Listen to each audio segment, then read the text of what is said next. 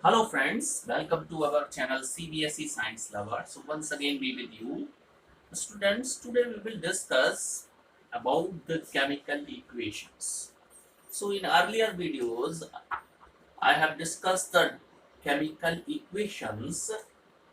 So my dear students, chemical equations, a skeletal reaction is a reaction in which the number of atoms at product site is not equal to the reactant side. Then this equation is said to be the skeletal equation. That's one example of the skeletal equation K plus H2O. When you react the potassium with the water, then it will form the KOH and hydrogen gas releases. So this equation, let's see this equation here, the number of atoms in both sides, reactant side as well as product side, the atoms of different elements are not equal. See the atoms of potassium, here is the one potassium atom, here is also one potassium atom. Okay, here is one oxygen atom, here is also one oxygen atom, but here at reactant side there is two hydrogen atom, and here there is 1 plus 2 3 hydrogen. So this equation is said to be skeletal. Why? Because there is the difference in the number of atoms towards the reactant side and product side. So such type of the equations are called skeletal equations, my dear student. And balanced chemical equations are those equations in which the number of atoms in each compound or elements towards the reactant side are equal to the product side. Let's take one example of such type of the reaction. When zinc react with sulfuric acid, and it will form zinc sulfate and form the hydrogen gas. So my dear student, if you see the number of atoms of each element towards the reactant side is equal to the number of atoms of each element towards the product side. And that's why we can say this equation is a balanced chemical equation. Let's see, there is one atom of zinc towards the product reactant side, and there is one atom of zinc towards the product side. So there is the balance number of the zinc atom. If you see hydrogen atom, the number of hydrogen atom 2. Here also the number of hydrogen atom towards the product side is also 2. So hydrogen atom number also be equal. If you see SO4, the number of SO4 ion is 1. Here is also the number of SO4 ion is 1. And that's why here the total atoms towards the reactant side are equal to the total atoms of different elements towards the product side. That's why we say that it's a balanced chemical equation. So on the balancing mode, my dear student, there are two type of chemical equation: skeletal or non-balanced equation. You can also call the non-balanced equation to the skeletal. Second one is the balanced chemical equation. So my dear student, when you proceed, when you represent the chemical change, then we have to balance the equation. Why we have to balance? To follow the law of conservation of mass rule. The law of conservation of mass rule says that mass neither be created nor be destroyed. Mass always be equal before the change and after the change. So if you are showing a chemical change in by a chemical reactions, then there must be the equal number and the mass of the reactant to the product, and that's why it is very necessary to balance a chemical equation to follow the chemical mass conservation law. Now, my dear student, now the question is how the chemical equation be balanced. So let's see how the chemical equation be balanced. Balancing of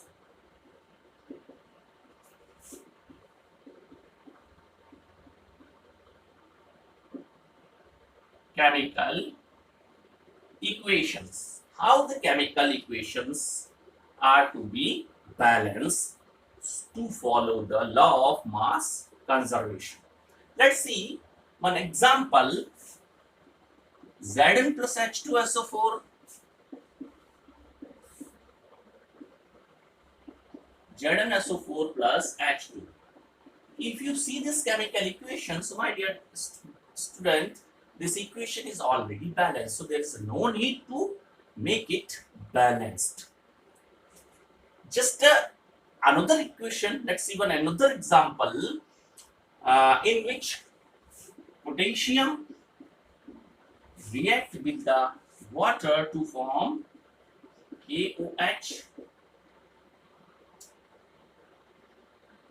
and H2. It is also released hydrogen gas. So my dear student, in case of this equation, it is already balanced, but this equation is skeletal, unbalanced equation. So to balance it, what we have to do? So let's see, there are some steps to make the chemical equation balanced. So we use the trial and hit method to make the chemical equation balance. So my dear students, let's take one example when potassium react with the water. Then it will form potassium hydroxide plus hydrogen. So in this equation, if you see the number of atoms of potassium that are equal towards the reactant and product side, if you see the number of hydrogen atom, then it is also not balanced towards the reactant, the number of hydrogen atom 2, towards the product, the number of hydrogen atom 3. So to make the balance, we put a digit, we multiply a particular digit with the chemical symbol of the particular element or particular compound. So to make it the balance, we have to put 2. We multiply the 2 with the H2O, so there are 2 2s are 4. 4 atom of hydrogen total and 2 oxygen atoms. So to make the oxygen atom balance, 2. Now the total hydrogen atom 2 plus 2 4. Here also 2 plus 2 4. Oxygen 2 oxygen atom. Here also 2 oxygen atom.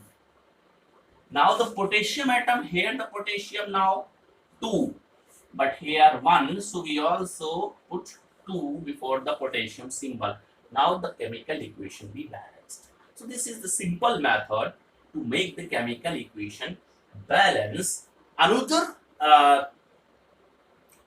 just to see another example, my dear student, magnesium nitride react with the water, then it will form magnesium hydroxide and ammonia. Magnesium nitride, my dear student, Mg3N2 react with the water, then it will form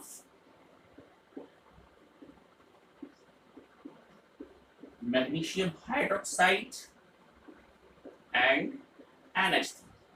So in this equation, these are the reactant and these two are the product.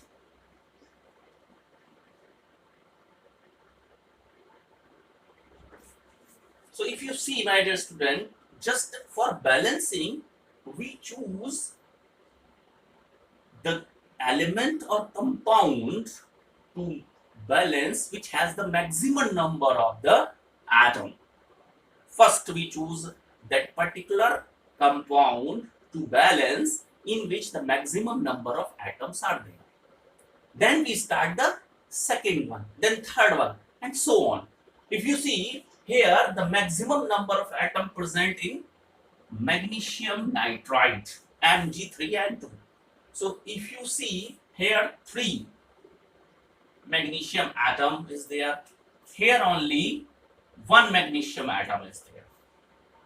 If you see the nitrogen, so here 2 nitrogen atom is there, and here 1 nitrogen atom is there. So first we have to balance the magnesium having the maximum number of atoms.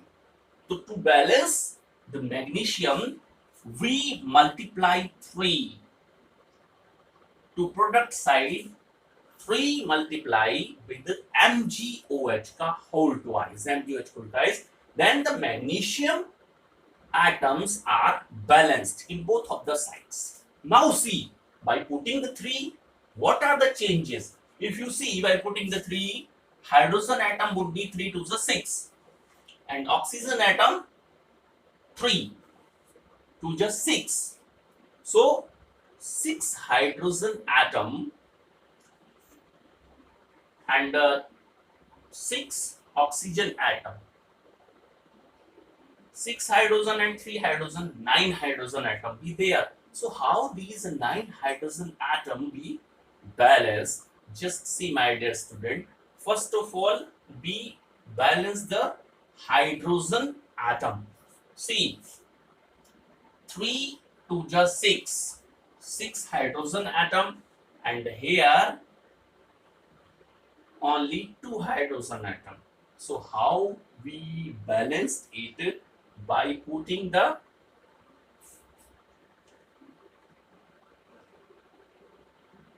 2. Now see, 3 to the 6 and 3 to the 6, total 12. And if you see, then 6 we put. Now here 3 to the 6 oxygen and 6 to the 12 hydrogen, 3 to the 6 hydrogen and 3 to the 6 hydrogen, 12 hydrogen, and all these are in the balance. If you see magnesium, 3 magnesium atom towards the reactant side, here also 3 magnesium towards the reactant side. See, oxygen, 3 to the 6 oxygen towards the product side, 6 oxygen towards the reactant side. Hydrogen, 6 to the 12 hydrogen towards the reactant side, and 3 to the 6 and 3 to 3 just 6, 6 plus 6, 12 hydrogen towards the product side. So like that we balance this chemical equation. So my dear student, that is the trial and hit way by which we make balance in between the reactant side and product side, so that this reaction we follow the law of conservation of mass rule.